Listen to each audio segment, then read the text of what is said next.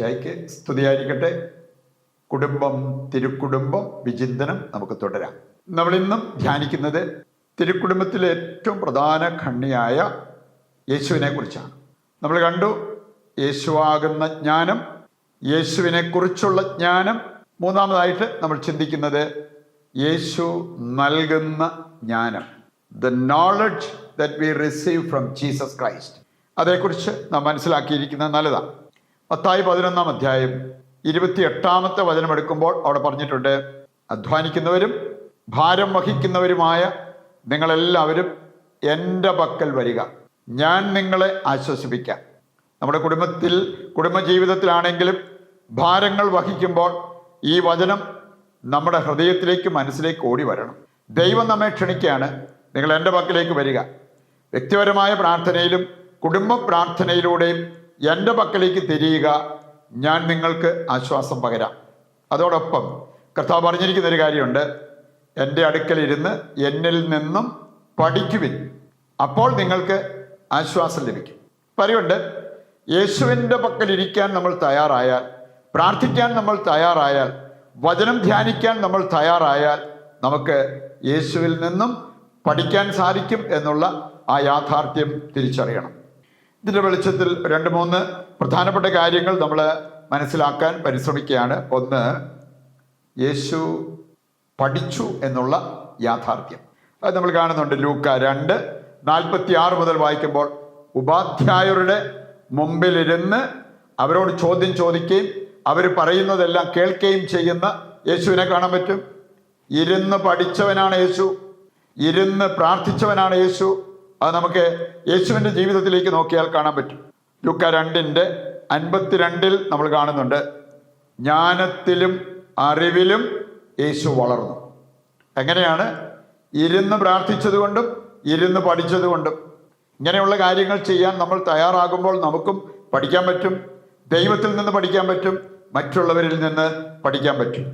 രണ്ടാമത്തെ കാര്യം, യേശു പഠിപ്പിച്ചു. പഠിച്ച യേശു വെറുതെ ഇരിക്കുകയല്ല ചെയ്തത്, അവൻ പഠിച്ചത് മറ്റുള്ളവരെ പഠിപ്പിക്കുന്നത് കാണാൻ പറ്റും.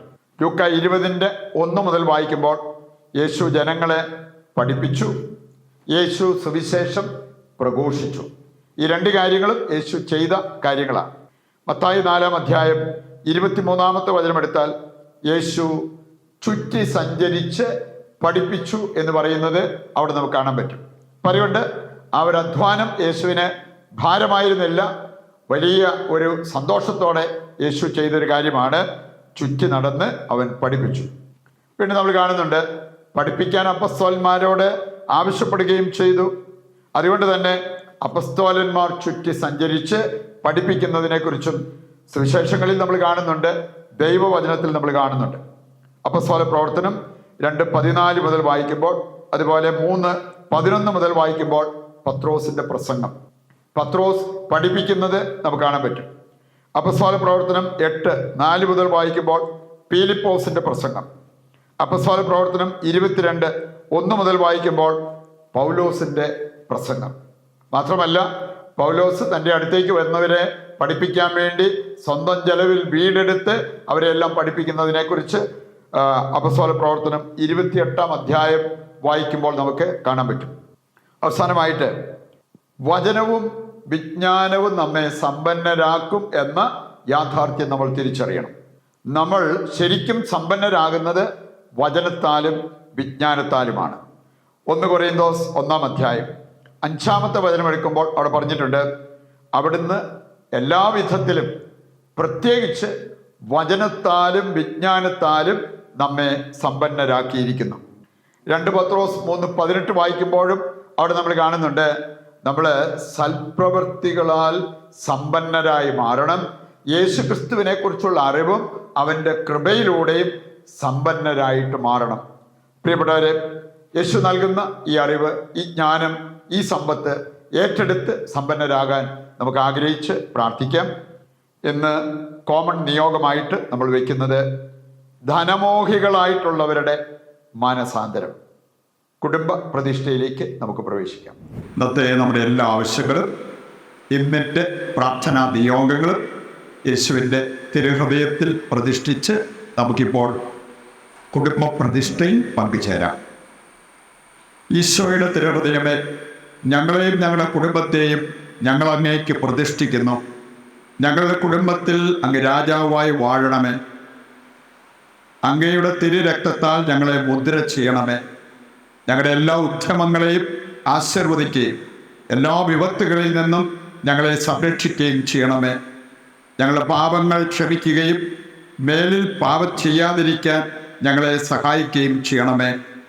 ഞങ്ങളുടെ കുടുംബത്തെ തിരുക്കുടുംബത്തിൻ്റെ സാദൃശ്യത്തിൽ രൂപപ്പെടുത്തണമേ.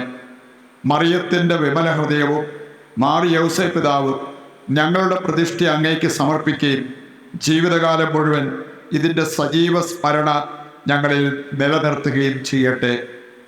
ഈശോയുടെ തിരുഹൃദയമേ, ഞങ്ങളെ അനുഗ്രഹിക്കണമേ. വിശുദ്ധ മർഗരീത്ത മറിയമേ, ഞങ്ങൾക്ക് വേണ്ടി അപേക്ഷിക്കണമേ. നമുക്കിനി താഴ്ന്ന സ്വരത്തിൽ കർത്താവിനെ സ്തുതിച്ചുകൊണ്ട് ദിവ്യകാരുണ്യത്തിൻ്റെ ആശീർവാദത്തിനായിട്ട് ഒരുങ്ങുകയും ചെയ്യാം.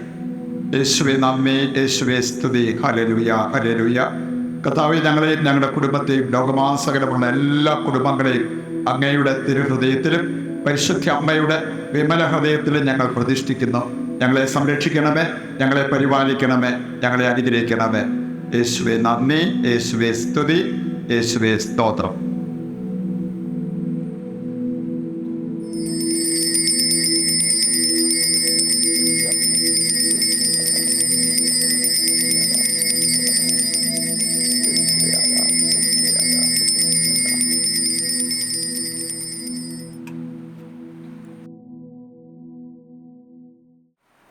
ഈശോയ്ക്ക് സ്തുതിയായിരിക്കട്ടെ.